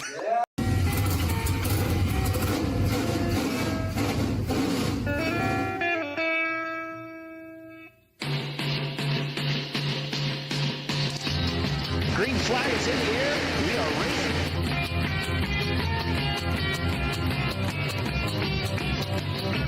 Three by three.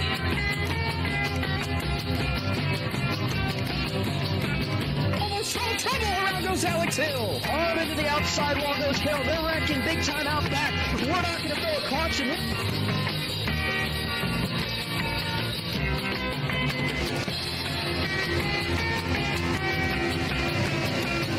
Finish. Who gets it in the line? Cody Nagels wins it in Talladega.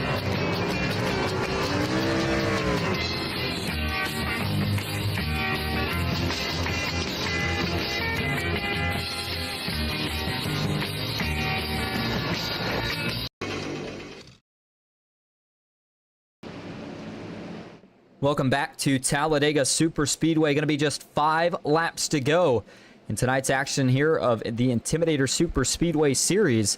As we bring you back in, thank you all again so much for tuning in. If you're just tuning in or you've been here all night, certainly appreciate it. 49 viewers.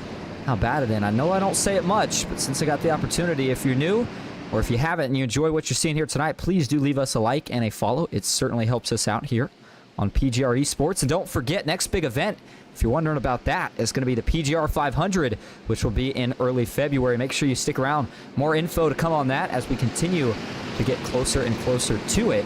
Either way, we got some business to settle here tonight. By the way, huge payouts on the line. If we get another caution, I will make sure to bring them up and talk a little bit about them. But here we go. It's going to be, again, officially a 5-lap shootout to decide your winner here tonight. Let's see if we can make it to the finish. Green flag is back in the air. Here we go. Good restart for Vicente Guerrero. He'll get out to the slightly better jump, but now the outside's going to get rolling. Ken McCullough Jr. and the 42 Andrew Navarro get lined up with the 5 of Matthew Baker, and they're going to be able to push him back even. Now Ken McCullough Jr. gets a little bit sideways, but he was able to catch it. That was a nice save for the 3 truck. And we wondered how much would the damage affect Ken McCullough Jr. here. We're getting ready to find out. Vicente Guerrero got clear off of turn 2. He's going to jump up to the top of the racetrack.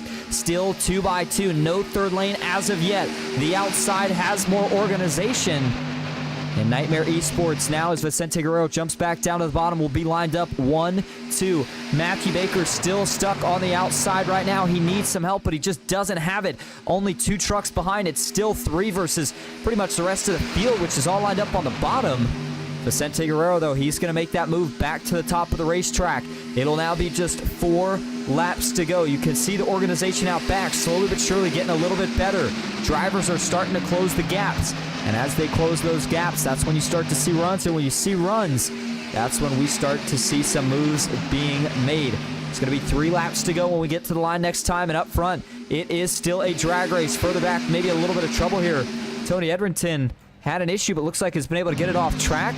So we will keep it green. Vicente Guerrero still leads on the inside. Baker on the outside. Nagels and Ken McCullough Jr. nowhere to go. They are stuck as the lead pushers right now. Garrett Maines also kind of finding himself buried third in line on the inside. Watch for Navarro, Jones, and maybe even Joshua McCullough to try to jump out and block the momentum that this third lane's trying to get going. Matt Lee and Brock Westermelin, the two trucks up there trying to make it happen.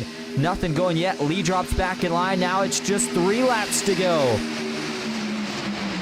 Vicente Guerrero still doing a great job of managing these lines, but each time he has to throw a block, it gets riskier and riskier. Cody Nagels, his teammate, will draw even on the bottom. Can they hold this 2x2 formation for the final 2.5 laps? And caution is out, so we're not going to finish it, so it won't matter. Further back, we got one truck that was up on the wall. That was Tucker McClendon. A couple more that have spun down below the apron. One of those is Landon Velicky. The other one is Michael Clay. And so with that caution, looks like we will officially be headed into our first overtime attempt here tonight.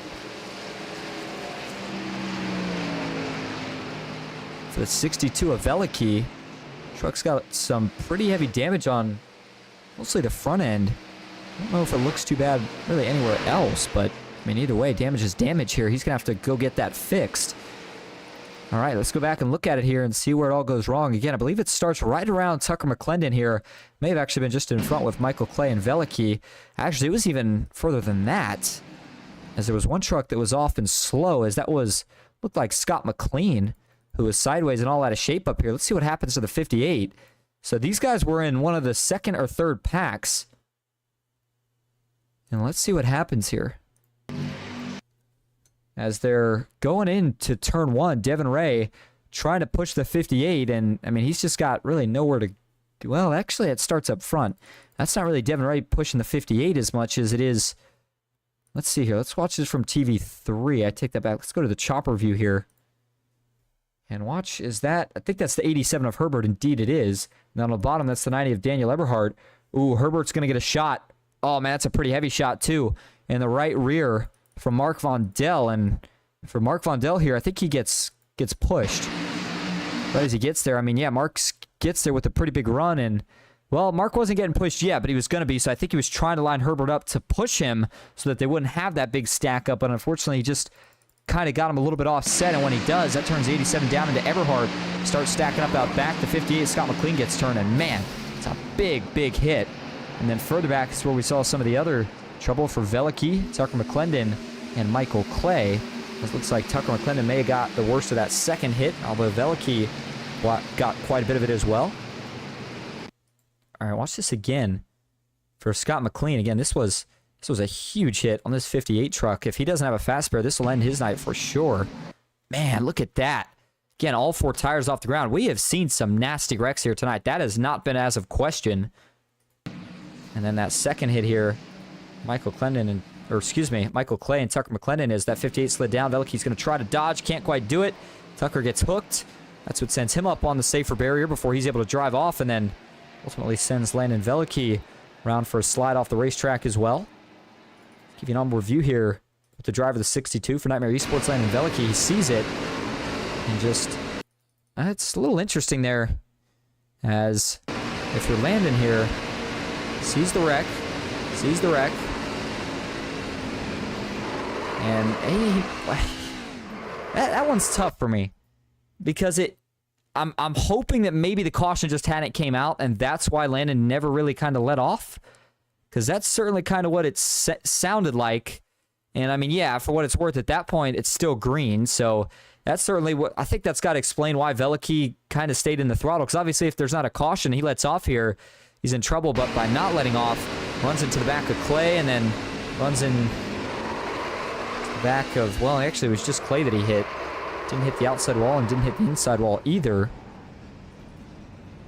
Certainly a pretty nasty wreck to put us under yet another caution.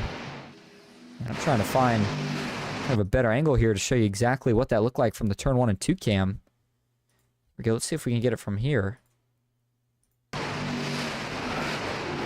Man, that's a big, big hit for the 58. And then there's that second incident again.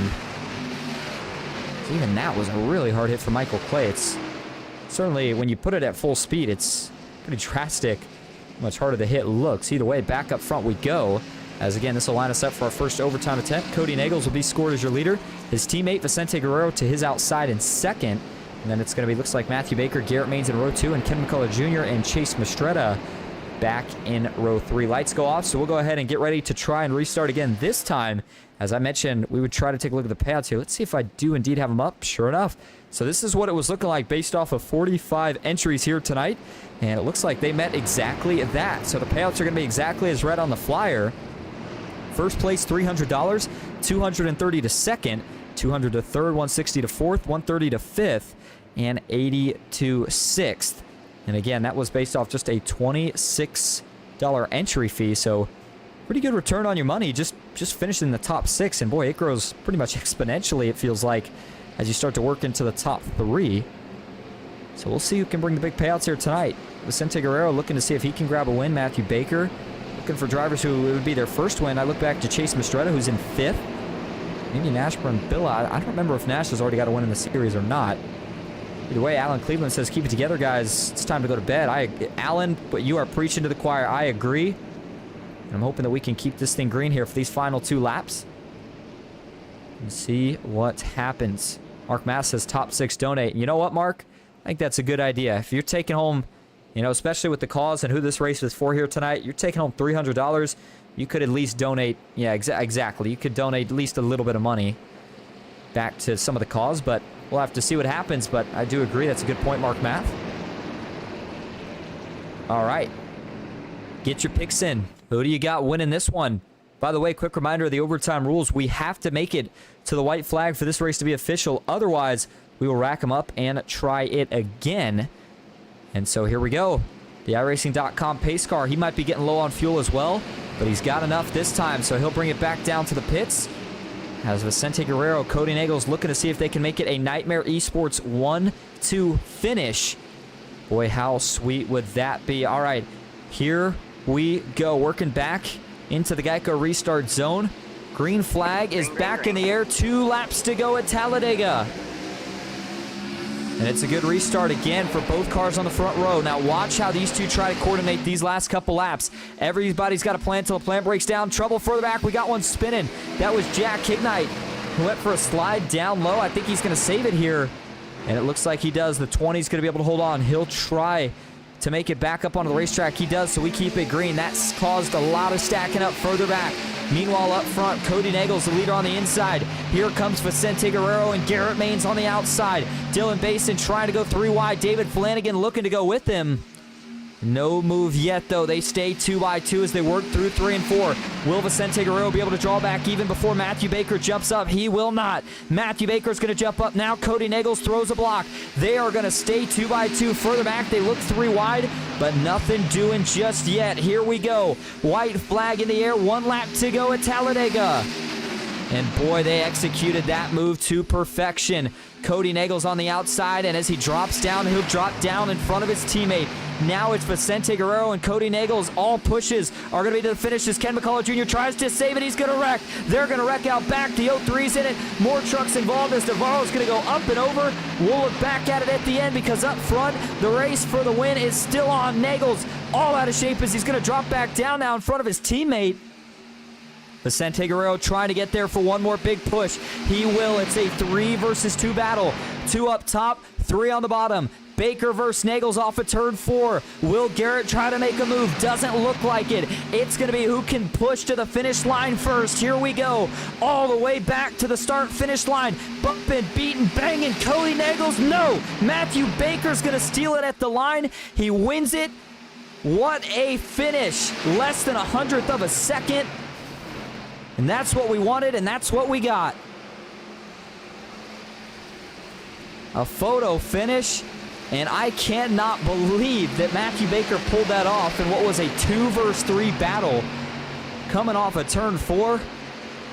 But he outduels Cody Nagels, and he takes home the win.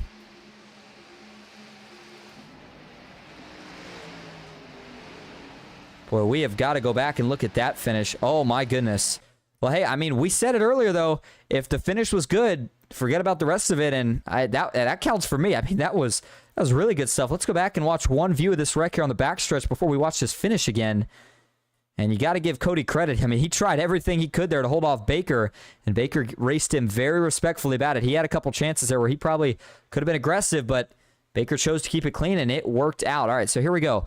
Let's watch this back here. The incident that starts with Ken McCullough Jr. I saw Andrew Navarro as the truck that got airborne.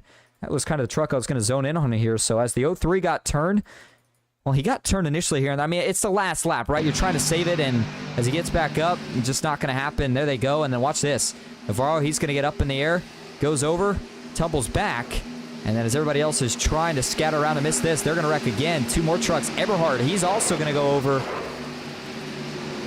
For Daniel Eberhard, he clobbers the inside wall, and then we turn our attention back up front. Look at this. This was a 2-on-3 battle coming off of turn 4. I mean, this should have been all Cody Nagels. At least I would have thought. You had 3 Nightmare Esports teammates lined up on the bottom. I mean, this is how you draw it up. You cannot draw it up any better than this. Chase Mastretta gets slightly unlinked, and so now that makes it a 2-on-2 tandem. But Mastretta starts to come back in the travel, but just not enough time. They get slightly offset of each other, I think. And that little bit of a bobble right here by Nagels, I think that's what cost him. Baker's able to keep it a little straighter, and he's able to beat him out at the line by just that much. Watch this frame by frame here. That's how close it was. We'll go to, give me a second here. We'll go to the photo finish cam. Right there. Gets it by just about a nose.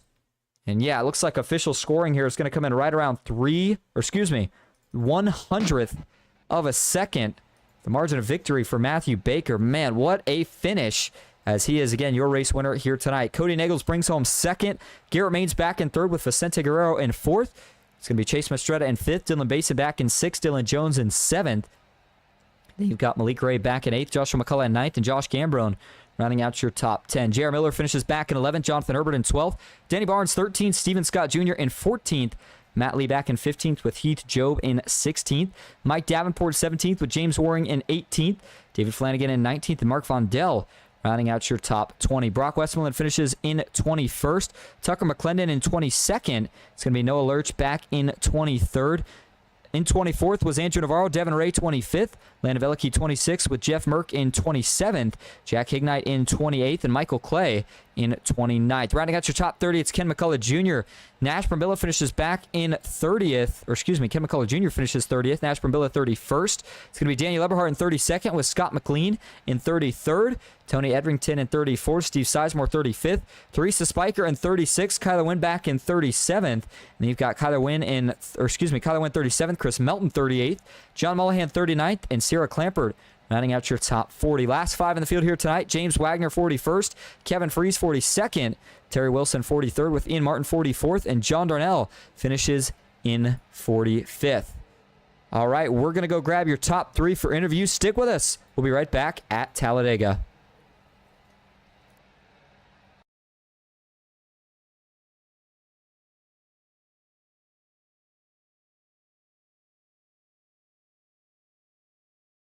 All right, and we're going to start first here tonight with your race winner. For NBG Motorsports, it's Matthew Baker. Baker, this is Austin the booth. Got a copy. Yeah, what's up, man? Man, what a finish that was. I mean, even the chat was as surprised as I was up here in the booth. It was a 2 versus 3 tandem. You were at the disadvantage, and yet somehow you and Garrett find a way to get it done. How'd you pull that one off? Yeah, I knew and Garrett got back to my bumper at the... Hold on one second. Let me mute this chat. They're blowing it up. But no, I just... Well, I got to his right rear, and Garrett got to my bumper at the same time. I knew that I was going to be able to side draft him as hard as I possibly could, try and push him down as much as I can to get the win. You know, I did it as clean as I possibly could. We touched just a little bit, but I knew that if Garrett and I stuck together there and Cody had to go back and catch Vince, it was going to be a drag race to the line, and it was that. It's my first PGR win. I've been trying for a while. You know, I race control half of these with Mike and try and get him a win here in PGR too. But it means a lot to win something that you co-own. It's a lot of fun, and man, I'm glad I did it. I wish I had my driver's cam on. I was going a little nuts. Katie's probably awake right now. Well, I mean, it was a great time to do it. High race payouts here tonight, a sold-out field. And now that you got that first one out of the way, do you feel like you're going to have a lot better of a chance at starting to get a couple more? Yeah, I mean, this one just lets me take a break for a little bit on Thursdays. Let Mike go out there and try and get that win. He definitely deserves. So I think take a little break here on Thursdays and race control, and the cautions. I wish the race finish wasn't overshadowed by how many cautions we had, but that was a great clean finish between 4 of the top drivers, 5 of the top drivers, with one of the best teams on the inside and one of the best pushers behind me. So a lot of fun. A lot of fun to watch. Well, hey, Baker, before we let you head out here tonight to go celebrate, is there anyone you want to thank or shout out? Yeah, I just want to thank Coasting Thunder, MBG Motorsports, Baker and Son Construction, Martin Sports, Nico for making the paint.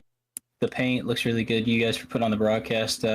We put this race on for Ward. We got a hefty donation coming to him, and he's going to get some of my winnings here tonight. I'm probably going to throw 100 to him from my race winnings. And we're just thinking of all the people in the Carolinas. I have family up in the Carolinas that are not doing so well, and we have so many money racers that were in Georgia that were without power for a while. Thankfully, the McCulloughs are okay, but Ward's still struggling. So hopefully the donations we made over the past 5 days, 6 days are going to help ease the load for him, and just hope to see him back soon, and missing him for sure. So this one's definitely for Ward, and man, the first PGR win, I can't believe it happened.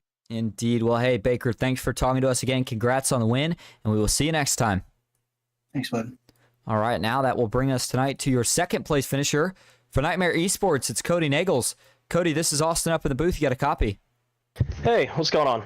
Well, you bring home a second place finish here tonight, and you see your teammates finish 4th and 5th. But man, I don't want to overshadow the good finishes, but it's got to kind of feel like a loss in the sake of, I thought for sure you guys had it coming off the corner, but instead Baker's able to inch you out. Tell us a little bit about all the defending you had to do those last couple laps, and if there's anything you think you could have done different there coming to the line.